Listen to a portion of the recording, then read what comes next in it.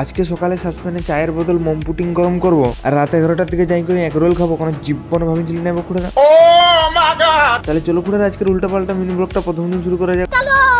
প্রত্যেক দিনের মতন আজকেও ঘুম থেকে উঠে গেলে সকালে চলে গেলেন ঘুরতে। ফাঁকা দিকে ঘুরতে যেতে মনে পড়লো যে সালা দাঁত ঘষতে হবে, তাই লাইট নিয়ে গেলেন চারমান লাল হয়ে যাওয়া দাঁত ঘষি চকচকা করে। মুধুয়াটা হয় যদি চারমার বৌদির দোকানে গিয়ে একটা নতুন লাল কালারের কভারওয়ালা পাউরুটি আর তার সঙ্গে একটা লাড্ডু আনি করে সেই লেভেলে সেটাতে লাইন গেলেন গপ গপ করে। কি পাউরুটিটাকে যেন হ্যাপি মিঠা লাগছে। স্কুল ড্রেসটা লাগাই করে কাজের সাইডকে পৌঁছতে আমাকে সাসপেন্ডে হাতে ধরাই নিয়ে করে বললো, বলছি যা মোম পুডিংটা করে আন। মোম পুডিংটা গরম করতে যাওয়ার সময় রাস্তায় দেখছি না কাকা কোনো কাজ নাই পাই করে এত ভালো খাটকে কাড়া করে নিচ্ছে। তারপর চিকেনকে আসেন করে চায়ের বদলে মোম পুডিংটা গরম করে নিলেন সাসপেন্ডে। মোম পুডিংটা গরম করা হয় যেতে চার মার আসেন করে আকাশমণি খাটের যে মাথাকে ছিঁড়া মিড়ে গেছিল ওকে সেলাই করতে লাগি গেল।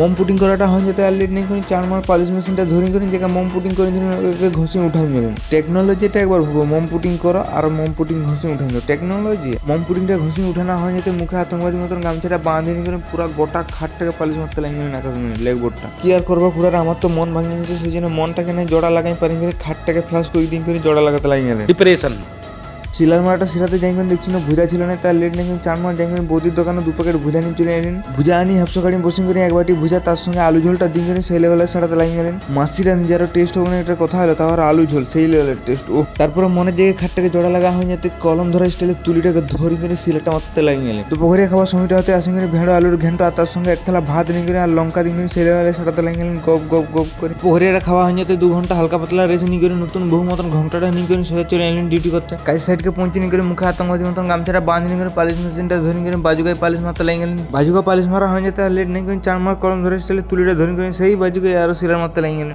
7টা বাজতে নাস্তা খাওয়ার সময়টা হতে কুকুর 2টা মালিক এনেছিল না, মালিক 2টো কুকুর হেট সালা।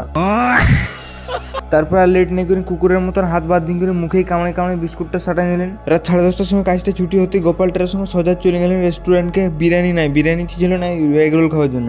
তারপর খুঁড়াটা এগ রোলটা ভাজিয়ে দিতে দোকানে দাঁড়িয়ে সাটাই নিলেন। দোকানে দাঁড়িয়ে করে মনের আনন্দে এগ রোলটা সাটাবার সাথে সাথে মিনি ব্লগটা করে দিলেন আজকের এইখানেই শেষ। এরকম আরো পেছন পাকা ব্লগ দেখতে গেলে শিখো ডাউনলোড করো না, মানে পেজটাকে ফলো করো আর কি।